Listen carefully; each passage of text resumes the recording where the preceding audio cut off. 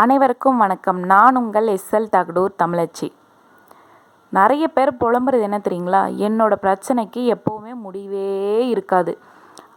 இந்த பிரச்சனைக்கு மட்டும் முடிவு இது வரைக்கும் கண்டே பிடிக்கல அப்படின்ற அளவுக்கெல்லாம் நிறைய பேர் பேசுவாங்க. அப்படி புலம்பிகிட்டு இருக்க எல்லாருக்குமே எல்லா பிரச்சனைக்கும் முடிவு இருக்குது அப்படின்னு சொல்கிறதுக்காக தாங்க இந்த கதை. எடுத்த உடனே என் பிரச்சனைக்கு நீங்கள் முடிவு சொல்ல முடியுமா அப்படின்னு கேட்குற ஆட்களும் உண்டு. ஆனால் இந்த கதையை முழுமையாக கேளுங்க. கேட்டுட்டு இதில் ஒரு விஷயம் வருது. அதுக்கு நீங்களாக இருந்தால் என்ன பண்ணுவீங்க அப்படின்றத கமெண்ட் பண்ணிவிட்டு அதுக்கான பதிலை நீங்கள் பாருங்கள். அதுக்கப்புறம் தெரியும் ஏன் உங்கள் பிரச்சனைக்கு இது வரைக்கும் முடிவே கிடைக்கல அப்படின்றத உங்களுக்கு நீங்களே சொல்லிக்கிற ஒரு கதை தான் இது. வாங்க கதைக்குள்ளே போகலாம். ஒரு அழகான கிராமம். அந்த கிராமத்தில் எப்படின்னா நிலா, ரவி அப்படின்னு 2 பேர் இருக்காங்க. அவங்க 2 பேருமே ரொம்ப பிரியமான காதலர்கள். 2 பேருமே நீ இல்லாமல் நான் இல்லை, நான் இல்லாமல் நீ இல்லை அப்படின்ற அளவுக்கு பின்னி பிணைஞ்ச ஒரு உண்மையான காதல். அப்படி இருக்கும்போது நிலா ஒரு பெரிய பணக்கார வீட்டை பொண்ணு. அவளுக்கு பசின்னா என்னன்னு தெரியாது, குடும்ப கஷ்டம்னா என்னன்னு தெரியாது. இது வரைக்கும் கஷ்டம்னு அப்படின்னாவே அந்த வார்த்தைக்கு அர்த்தம் தெரியாத குடும்பத்தில் பிறந்த ஒரு பெண். ஆனால் ரவி அப்படி கிடையாது. எப்படின்னா அவருக்கு தினமும் என்ன வேலை கிடைக்குதோ அந்த வேலையில் வர காசை வச்சு தான் தன்னோட வயிற்றையே கழுவுற அளவுக்கு ரொம்ப ஏழ்மையான ஒரு அன்னடங்காட்சின்னே சொல்லலாம். அப்படி இருக்கும்போது 2 பேருக்கும் எந்த ஏற்றத்தாழ்வும் இல்லாமல் அவங்க 2 பேருக்கும் காதல் மலருது. கொஞ்ச நாள் அந்த காதல் ஒரு லெவலுக்கு மேலே நீ இல்லாமல் என்னால் உயிர் வாழ முடியாது, உனக்காக நான் எதை வேணாலும் செய்வேன் அப்படின்ற அளவுக்கு ஒரு கட்டத்துக்கு போகுது அவரோட காதல். அப்போ என்ன பண்ணுறாங்க, நிலா நீ பயப்படாத, தைரியமாக என்னோட அப்பா கிட்ட நீ பொண்ணு கேளு, அவர் ஒத்துக்க மாட்டார் தான், ஆனால் நான் ஒத்துக்க வைக்கிறேன் அப்படின்னு சொல்லிட்டு நிலா ஒரு தைரியத்தை கொடுத்து ரவியை தன்னோட அப்பா கிட்ட பொண்ணு கேட்கறதுக்காக அனுப்பி வைப்பா. இவனும் நிலா சொன்னதை ஒரு மனசில் வேறு வழி இல்லை, இது எப்படியாவது அவங்க அப்பாவுக்கு அதுக்கு கொண்டு போகணும்னு சொல்லிட்டு ரொம்ப தைரியத்தை வள வச்சுக்கிட்டு அவன் வீட்டுக்கு போகிறான். போன உடனே அங்கே அவங்க அப்பா இவன் காதலிக்கிறேன்னு சொன்ன உடனே என்னங்க நடக்கும் நம்ம எல்லாருக்குமே தெரியும். நம்ம குடும்பங்கள்லேயும் பார்த்துருப்போம், பல சினிமாக்களையும் பார்த்துருக்கோம் இல்லைங்களா? பெரிய சண்டை வருது, அவன் ஒத்துக்கவே முடியாது. நீ ஒன்றுமே இல்லாத உன்னை அன்னாடங்காச்சு, உன்னை நம்பி நான் எப்படி என் பொண்ணை தர முடியும், இதுக்கப்புறம் என் பொண்ணு வேணும், அது வேணும், இது வேணும்னு என் வீட்டு பக்கம் அவ்வளோதான் அப்படின்னு சொல்லிட்டு அவங்க அப்பா துரத்தாத குறையாக சொல்லி அனுப்பியாச்சு. கொஞ்ச நாளுக்கு அப்புறம் என்ன ஆகுது, நிலா அப்பா நீங்கள் என்ன சொன்னாலும் ரவியை தவிர நான் யாரையுமே திருமணமே செஞ்சுக்க மாட்டேன், நீங்கள் கடைசி வரைக்கும் நான் உங்கள் பொண்ணாகவே இருந்துட்டு போயிடுறேன் அப்படின்னு சொல்லிட்டு அவள் சொல்கிறான். அவங்க அப்பாவும் எவ்வளவோ சொல்லி பார்த்தாச்சு. ஏன்னா குடும்பத்துக்கு ஒரே பொண்ணு, ரொம்ப செல்லமாக வளர்ந்துட்டா. அவள் தினமும் அழுகிறத பார்த்து அவங்க அப்பாவால் தாங்கிக்க முடியல. சரி இதுக்கு என்ன வழி அப்படின்னு யோசிக்கும் போது அவங்க அப்பாவுக்கு ஒரு யோசனை. ரவியை அழைக்கிறாரு. அழைச்சி இங்கே பாரு, நீ ஒன்றுமே இல்லாத ஒரு அன்னாடங்காட்சி, உன்னை நம்பி என் பொண்ணை எப்படி தருது, என் பொண்ணு கஷ்டமே தெரியாமல் வளர்த்துருக்கேன், இத்தனை நாள் இவ்வளோ சொகுசாக வளர்த்த என் பொண்ணை உன் வீட்டில் எப்படி அவள் தங்குவா, உனக்குன்னு ஒரு சொந்த வீடு இருக்கா, இல்லை உனக்குன்னு கூட பிறந்தவங்க அப்பா அம்மா யாருமே இல்லை, உன்னை நம்பி நான் எப்படி பொண்ணு கொடுக்கறது அப்படின்னு சொல்லிட்டு ரொம்ப சாதுவாக பேசுகிறாரு. இவனும் என்ன சொல்கிறதுன்னு தெரியல. அவள் சொல்கிறது எல்லாமே சரிதான், ஆனால் இவனுக்கு பதில் சொல்லவும் முடியல.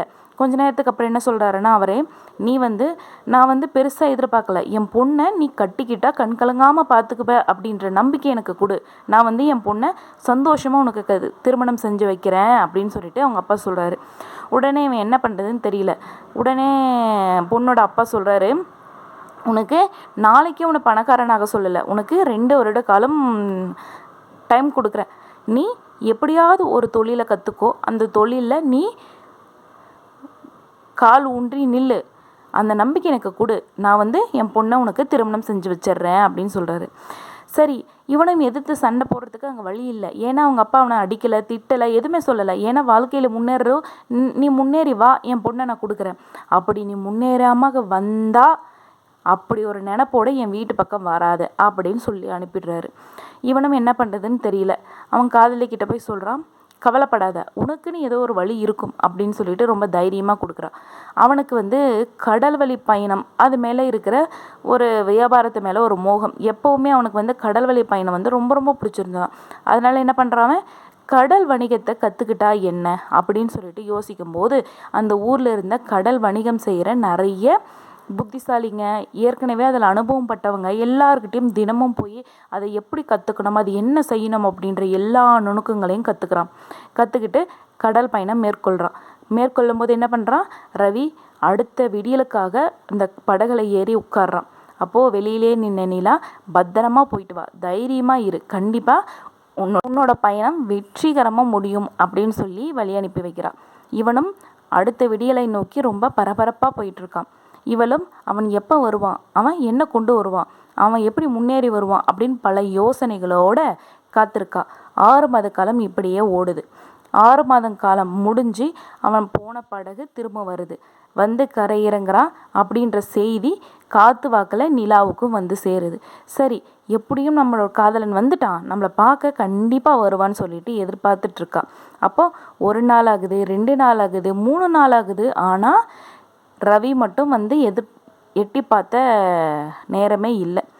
என்னடா இது, ஒருவேளை அவன் போன இடத்துல ஏதாவது ரொம்ப செல்வ செழிப்போடு இருந்த ஏதாவது ஒரு பொண்ணை திருமணம் பண்ணிக்கிட்டானா, இல்லை ஒருவேளை என்னை மறந்துட்டானா, ஒருவேளை அவன் வந்து அவனோட வணிகத்தில் தோற்று என்னை எப்படி வந்து எதிர்கொள்கிறதுன்னு பயத்தில் இருக்கானா அப்படின்னு ஏகப்பட்ட யோசனைகள் அவளுக்கு. அதுக்கு மேலே அவளுக்கு இருக்க பொறுமை இல்லை. உடனே என்ன பண்ணுறான், அவன் வீட்டை நோக்கி போகிறான். போன உடனே ரவி என்னது பெருசாக ஒரு கம்பளி எடுத்து தன் தலையில் போத்திக்கிட்டு கன்னத்தில் கை வச்சுட்டு உட்காந்துட்ருக்கான். இவனை பார்த்தோன்னே நிலாவுக்கு ஒரே அதிர்ச்சி. என்னடா இது, ஒன்று இவன் கவலையோடு இருக்கணும், அப்படி இல்லைன்னா சந்தோஷமாக இருக்கணும், எதுவுமே இல்லாமல் ஏதோ பறி கொடுத்தவன் மாதிரி உட்காந்துட்ருக்கானே, என்னவா இருக்கும் அப்படின்னு சொல்லிட்டு அவன் என்ன பண்ணுறா, விறுவிறுப்பாக அவங்ககிட்ட பக்கத்தில் போகிறா. போய் என்ன ரவி, என்ன ஆச்சு, ஏன் இவ்வளோ சோகமாக இருக்க அப்படின்னு கேட்குறான். அது ஏன் நிலா கேட்குற, நீ இதுக்கு மேலே வந்து உன்னோட காதல் சரிப்பட்டு வராது, நீ என்ன பண்ணுறனா உன் அப்பா சொல்கிற மாதிரி ஒரு நல்ல பையனை பார்த்து நீ கல்யாணம் பண்ணிக்கோ, என்னை மறந்துரு, நம்மளோட காதல் கைகூடாது அப்படின்னு என்னென்னமோ சொல்ல ஆரம்பிச்சிட்டான். உடனே நிலாவுக்கு பயங்கர கோவம். என்ன நடந்ததுன்னு ஃபஸ்ட்டு சொல்லு, அதுக்கப்புறம் நான் என்ன செய்யணும் அப்படின்றது எனக்கு தெரியும் அப்படின்னு சொல்லிட்டு நிலா கத்த ஆரம்பிச்சிட்றான். உடனே என்ன பண்ணுறான், வேறு வழி இல்லை, அவன் அங்கே என்ன நடந்தது அப்படின்றத சொல்லி தான் ஆகணும். ஏன் தன்னை பார்க்க வரல அப்படின்றத அவள் இந்த இடத்துல சொல்லாமல் இருந்தால் அது மிகப்பெரிய தப்பாயிடும்ன்றதை மட்டும் புரிஞ்சுக்கிட்டான். உடனே என்ன பண்ணுறான், கதவை திறந்து தன்னோட வீட்டுக்குள்ளே கூப்பிட்டு போகிறான். போய் பார்த்தா ஒரு குட்டி சாத்தான் உட்காந்துக்கிட்டு வெங்காயம் அரிஞ்சிக்கிட்டு இருக்கு. இதை பார்த்த உடனே நிலாவுக்கு ஒரே அதிர்ச்சி.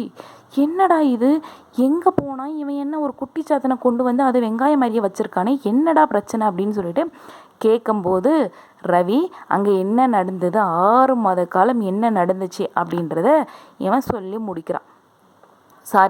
ஆரம்பிக்கிறான். அப்போது என்ன ஆகுதுன்னா, இவன் பயணத்தை மேற்கொண்டு அவனும் கடல் வணிகத்துக்காக என்ன பண்ணுறான், டாட்டா காமிச்சிட்டு கிளம்பி போனான் இல்லையா, போய் கொஞ்சம் தூரம் கடல் பயணம், அதாவது ஆழ்கடலுக்கு செல்கிற நேரத்தில் என்ன ஆகுது, அவன் போன படகு பழுதடைஞ்சிடுது. அதுவும் அது பழைய படகு, அதனால் என்ன ஆகுது, அங்கங்கே சில டேமேஜும் ஆயிடுது. என்ன பண்ணுறதுன்னு தெரியல. அப்போ யோசிக்கும்போது எங்கேயாவது யாராவது இருப்பாங்கன்னு பார்த்தா அவன் என்ன ரோடு மேலே நிற்கிறான், நடு கடலில் நிற்கிறான். யாரும் உதவி செய்கிறதுக்கு ஆட்களும் கிடையாது. யாராவது அந்த வழியில் வந்தால் தான் உண்டு. அது ரோடு இருந்தால் ஆள் ஏதாவது அரை மணி நேரத்துக்கு ஒரு ஆளாவது வருவாங்க. ஆனால் அவன் இருக்கிறதோ நடுக்கடல். அடுத்த ஆள் எப்போ வருவான் அப்படின்றதும் தெரியாது. அங்கே கடலில் இருக்கிறவங்களுக்கும், அதாவது அந்த படகுல இருக்கிறவங்களுக்கும் யாருக்கும் அந்த பழுதை நிவர்த்தி செய்கிறதுக்கான வழியும் தெரியல. என்ன பண்ணுறதுன்னு தெரியாமல் ஒரு நாள் முழுக்க அந்த படகுலையே எல்லாரும் உட்காந்து யோசிச்சிட்ருக்காங்க. அப்போது அந்த கடலில் இருந்த என்னாவது, திடீர்னு ஒரு பூதம் கிளம்பி வருது. அந்த பூதத்தை பார்த்த உடனே இவனுக்கு ஏற்கனவே பயங்கர கோபத்தில் இருக்கான், பயங்கர வருத்தத்தில் இருக்கான்.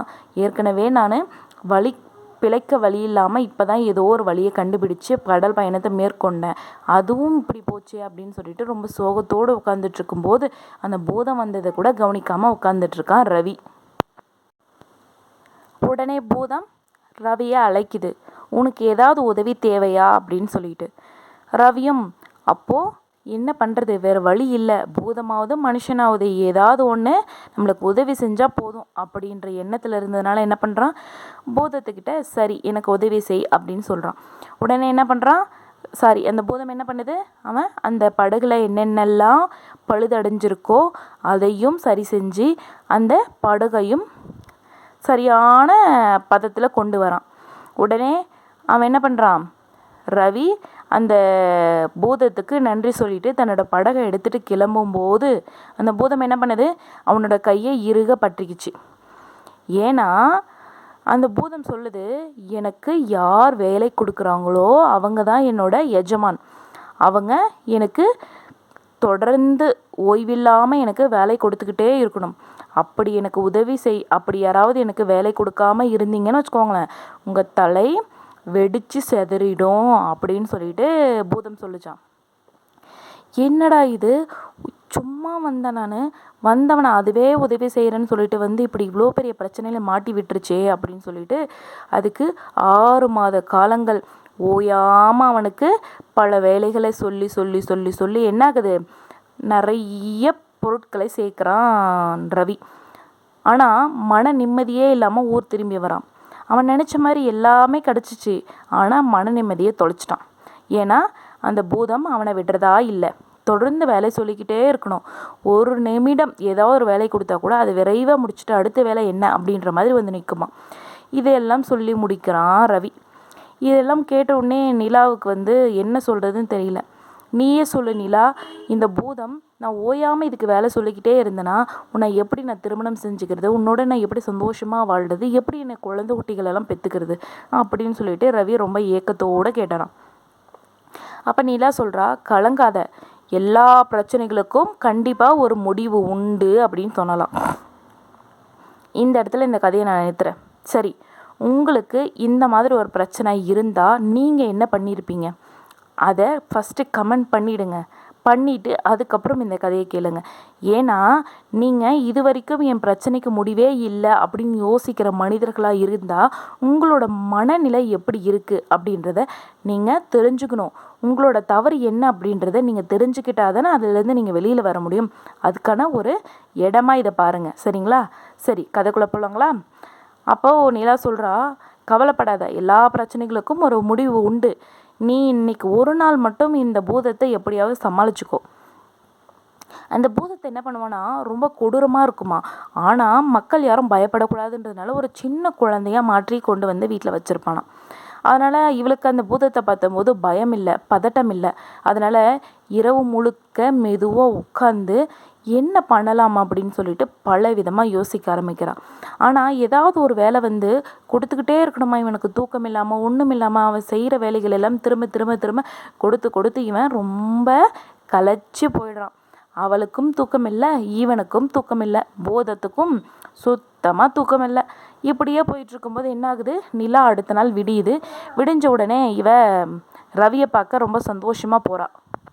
நிலா போகும்போது தன்னோட கையில் ஒரு கூடையோடு போகிறாள். போயிட்டு அந்த கூடையை கொண்டு போய் ரவிக்கிட்ட கொடுக்குறா. இந்தா, இதில் இருக்கிறத அந்த பூதத்துக்கிட்ட கொடு அப்படின்ட்டு. என்ன நிலா, என்ன இருக்குது அப்படின்னு கேட்குறாளாம். இதுக்குள்ளே ஒரு சின்ன நாய்க்குட்டி இருக்குது. இந்த நாய்க்குட்டியோட வாலை நேராக நிமிர்த்தி கொடுக்க சொல்லு. அது செஞ்சிருச்சுன்னா நீ அடுத்த வேலையை கொடுக்கலாம். அப்படி இந்த வாழை நிமிர்த்த முடியலைன்னா நீ அதுக்கப்புறம் என் பக்கமே வரக்கூடாது அப்படின்னு சொல்லி இதுக்கிட்ட கொடு அப்படின்னு சொல்லிச்சான். நம்ம எல்லாருக்குமே தெரியும் இல்லைங்களா, நாய் வாழை நிமிர்த்தவே முடியாது அப்படின்ட்டு. பூதத்துக்கும் அது தெரியலை. ஏன்னா நம்ம இவ்வளோ நாளாக என்னடா இவ்வளோ பெரிய பிரச்சனையா அப்படின்னு சொல்லிட்டு ரவி என்ன பண்ணியிருக்கான், 6 மாத காலமாக அதோட பிரச்சனையிலேருந்து வெளிவர முடியாமல் என் பிரச்சனைக்கு வழியே இல்லை அப்படின்னு சொல்லிட்டு ரொம்ப பதட்டத்தோடையும் பயத்தோடையுமே இருந்திருக்கான். அந்த பூதம் என்னாச்சு, அந்த நாயோட வாழை நிமிர்த்தி நிமிர்த்தி பார்த்து என்னென்னமோ பண்ணி பார்த்துச்சு. ஆனால் நாயோட வால் மட்டும் நிமிர்ந்த பாடே இல்லை. அந்த வேலையிலேயே அந்த பூதமும் மூழ்கி போச்சு, அந்த பூதமும் தொலைஞ்சே போச்சு. இந்த நிலா இந்த மாதிரி சொன்ன உடனே ரவிக்கு ஒரே சந்தோஷம். நான் இவ்வளோ நாள் இதுக்கு வழியே இல்லையே, இதுக்கப்புறம் நான் இந்த பிரச்சனையிலேருந்து எப்படி வெளிவர போகிறேன்னு தெரியாமல் நான் ரொம்ப பயந்துட்டு இருந்தேன் அப்படின்னு சொல்லிட்டு ரவி சொல்லும்போது நிலாவுக்கு, நீ பயப்படாத, எந்த பிரச்சனைக்குமே முடிவே இல்லாமல் இருக்காது, எல்லா பிரச்சனைகளுக்கும் ஒரு முடிவு உண்டு. அதை விட இன்னொன்று சுவாரஸ்யமான விஷயம் என்ன தெரியுங்களா, ரொம்ப பெரிய கஷ்டம் அப்படின்னு நினச்சிட்டு இருக்கிறது தான் ரொம்ப சுலபமான விஷயத்தில் அது நிவர்த்தி ஆகிடுமா. அந்த மாதிரி தான் நம்ம எல்லா பிரச்சனைகளுமே பிரச்சனை வந்துருச்சு அப்படின்னு சொல்லிட்டு பயந்து பதட்டத்தில் என்ன பண்ணுறோம், அதுக்கான வழியை யோசிக்கிறத விட அது வந்துருச்சுன்னா நம்ம என்ன பண்ணுறது அப்படின்ற பயத்திலேயே நம்ம மூழ்கி போயிடுறோம். நம்ம ஒரு பிரச்சனை வந்துருச்சு அப்படின்னா பதட்டம், பயம் எல்லா மனிதர்களுக்கும் இருக்க வேண்டிய, அதுவும் இருக்கும் ஒரு விஷயம்தான். ஆனால் அதை பயந்துகிட்டே இருந்தால் அது எப்படிங்க சால்வ் பண்ணுறது? அதனால் நீங்கள் என்ன பண்ணுங்கள், பயத்தை ஓரம் தள்ளி வச்சுட்டு அதை பொறுமையாக யோசித்து பார்த்தீங்க அப்படின்னா உங்களுக்கான பிரச்சனைக்கும் ரொம்ப சுலபமான ஒரு முடிவு இருக்குது. முடிவு இல்லாமல் எந்த பிரச்சனையுமே கிடையாது. கண்டிப்பாக அதுக்கான முடிவு இருக்குது அப்படின்ற ஒரு நம்பிக்கையோடு உங்கள் பிரச்சனையை அணுகுங்க. உங்களுக்கும் உங்களோட பிரச்சனைக்கும் முடிவு கிடைக்கும்ன்ற நம்பிக்கையோடு இந்த கதையை நான் முடிச்சுக்கிறேன். நன்றி, வணக்கம்.